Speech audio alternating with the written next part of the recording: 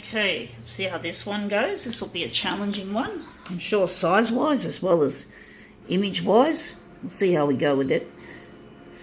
Something that I just saved from the rubbish can for this. I don't know how big we're actually going to make it. We're just going to have a look when we've set the rest of this silly Konica Minolta shitter up. So let's see how we go.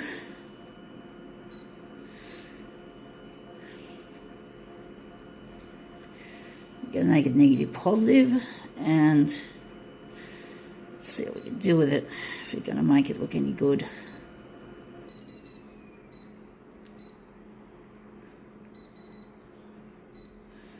Alright, we're not going to touch that for a change. Going to make it cooler.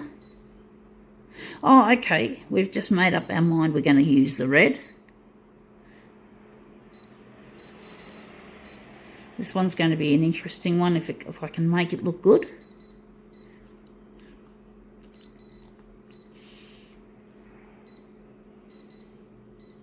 Going to keep the black in the normal position. Now we've got to work out how big this is going to be. This will be a challenging one. And let's see what we got. Right.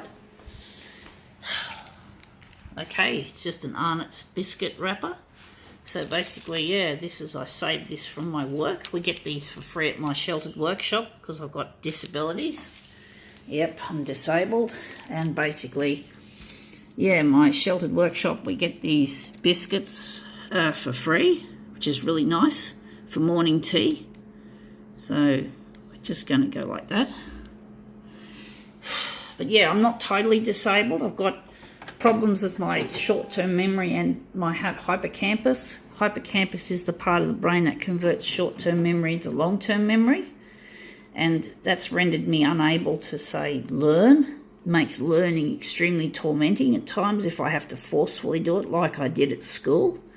So I'm not happy having a disability, but hey, I was born that way. Well, I had a cord around my neck and a breech birth, so it was actually a birth trauma. It would probably be classified as a birth trauma or an acquired brain injury.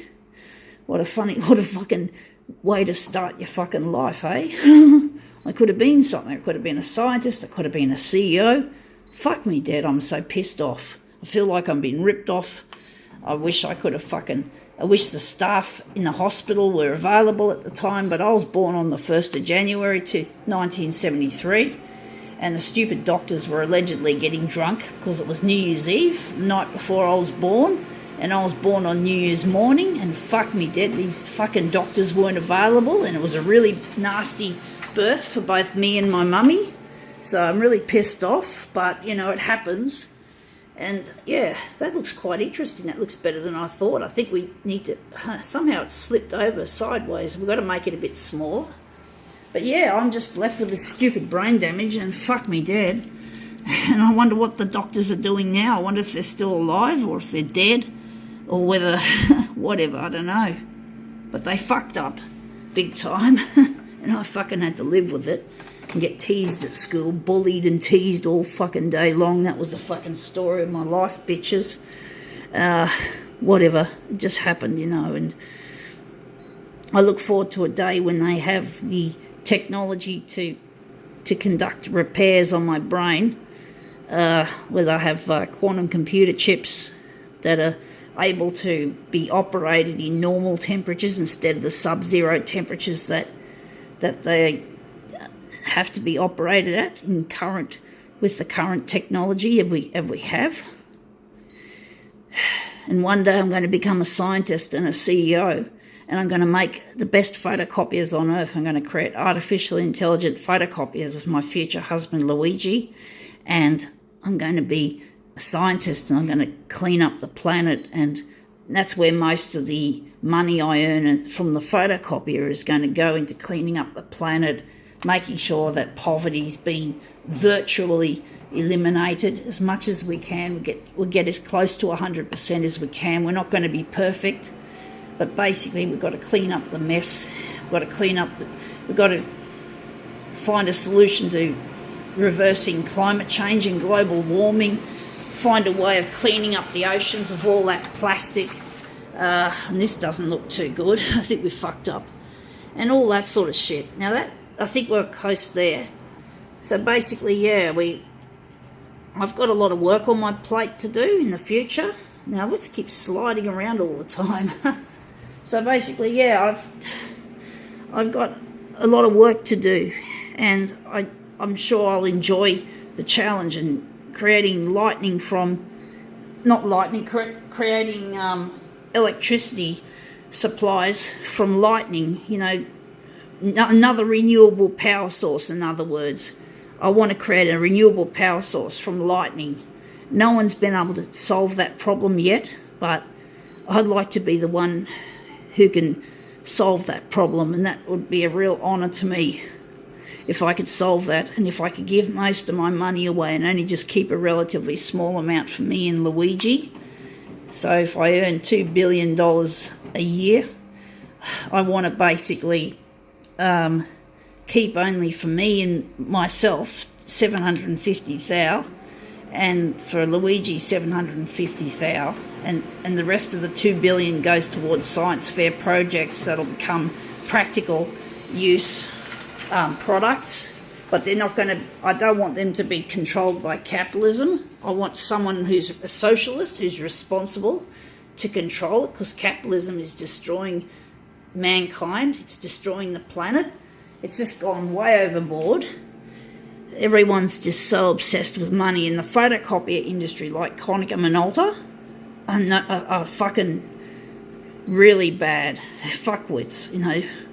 Having to replace a machine because I couldn't have a service agreement, because basically the spare parts are only available typically for 5 years after the machine was manufactured. So it's a real bummer that I've had to basically replace this machine with a new one, considering I don't have a great deal amount of money, working in a sheltered workshop and relying on Centrelink, which is the Department of Social Security section. If you're not Australian and you don't know what the fuck I'm talking about, it basically deals with people who can't earn enough money to survive. It's like for unemployment, for disability, for child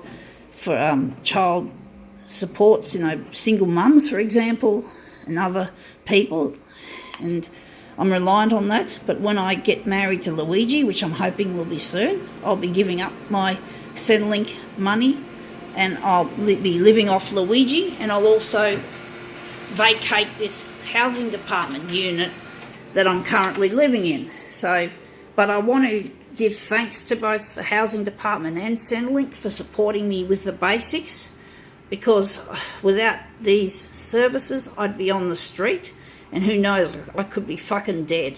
I could be dead. I could be just dead in the street. So, and I wouldn't have any fucking future, and who knows, there won't be any hope, in my opinion, or at least someone else will have to do my job of fixing up the planet. Someone else will have to dream big, and basically, you know, I don't know if there are any other people out there, because they'll have quantum computer chips. I don't remember if I've told you that in this demo. They'll have quantum computer chips that can operate in normal ambient temperatures instead of the deep freeze that they put on chips like in the D-Wave equipment. And basically, yeah, and we've got to recycle more stuff. Our future photocopier is going to last, not only going to last 60 years, it's going to be, the parts are going, I'm going to try and make sure as much of it as possible is recyclable. We want to minimise waste as much as we can, even though the machine's going to be given spare parts and labour for 60 years from manufacture. And unlike this piece of shit, this is only going to have 5 years of spare parts, and I made it blurry. And you probably saw, I don't know whether you noticed, I had to press 3 buttons or make 3 button push operations in order to put out a photocopy. So Konica Minolta ought to be fucking ashamed of themselves for making this. I've never seen any other machine that has that 3-step photocopy process. It is fucking stupid and ridiculous. But that's what the fucking... I don't know what goes on in the heads of these people, like the CEO in Japan, who I know is a money fucker. It shows in the workmanship. It shows this screen is supposed to simulate a mobile phone, but sometimes I mispress something and it scrolls. It's a very cluttered system.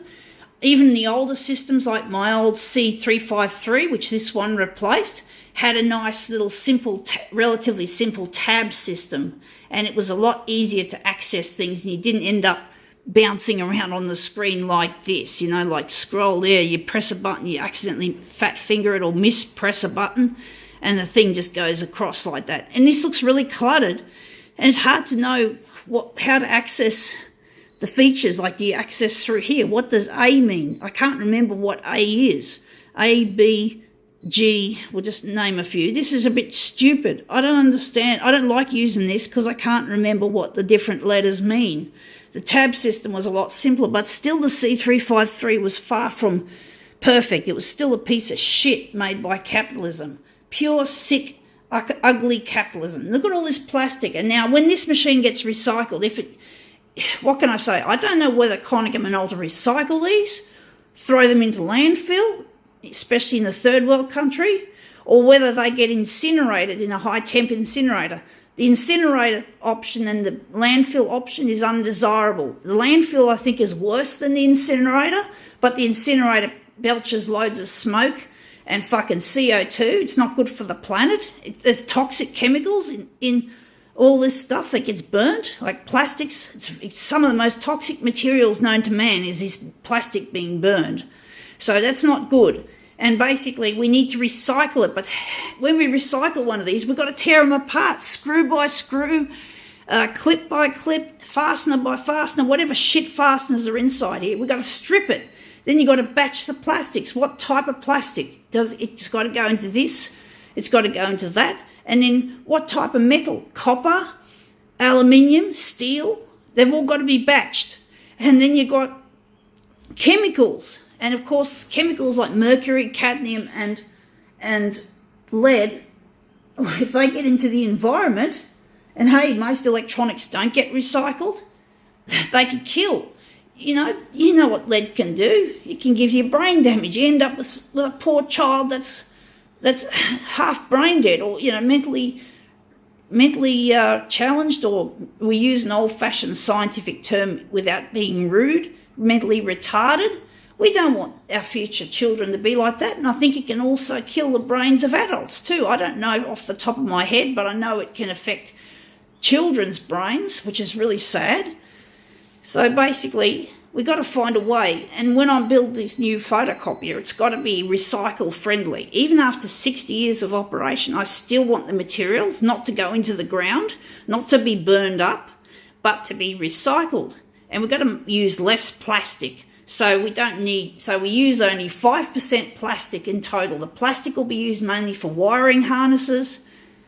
That's right, wiring harnesses, or whatever, plugs and sockets, wiring, like insulation, and the rest of it will be made, like the panels, the internal parts, the cogs, or should I say the gears, and all the other shit will be made out of metal. There'll only be 5% plastic in total, so that these machines don't have to be burned up in R&D labs, so that they can be tested for flammability, because flammability is a big problem in office buildings. There was actually a fire in the city I think yesterday. I don't know where it was, but I heard it on the bus. So they happen. So they're always worried about plastics frying really quickly, like getting really hot and throwing out heaps of flames. But it's not safe when it produces smoke. The smoke is deadly. It's some of the most toxic chemicals of Earth, I've read, is from burnt plastics. So that's really scary. But with metal, there'll be less problems of flammability, and it'll be a lot less polluting if you happen to be unfortunate to be caught in an office fire. So we've got to think sensibly. We've got to think for the future. We've got to think for the customer. The product's got to be good. It's going to be an artificially intelligent machine. And if you want manual features like I'll just show up the examples. If you want manual features like the ones I use here, like this sort of shit. You don't get this built into the machine as it is. This costs too much money for people who don't want to use it. That's another thing that Konica Minolta have got to strike against. It's only a person like me that needs these features, pretty much. So basically, it's got to come without all those fancy manual features. If you want manual features, you can probably plug this new copier into the internet and download it and pay a small price to have that. Just like in a mobile phone, just like apps, it would be an app. So this would be connected to the internet to accept apps. So you got to think, so Konica Minolta, you got to stop thinking about just about the money, what it's going to earn you. Fuck you, CEO in Japan, you stupid moron. You should not be working as the CEO of Konica Minolta. You ought to be fucking ashamed of yourself and anyone else in Konica Minolta around the world who's either a CEO or a managing director, including Tim Cook, not Tim Cook, that's another asshole, Apple. But we don't want, like David Cook is the one from Australia. Well, he ought to be ashamed of himself as well, and all the others. So I think we better cut it here. I think we've made this demo kind of prolongated, and now it's just auto-cleared. So I think we got to go. That's my 2 cents for the day.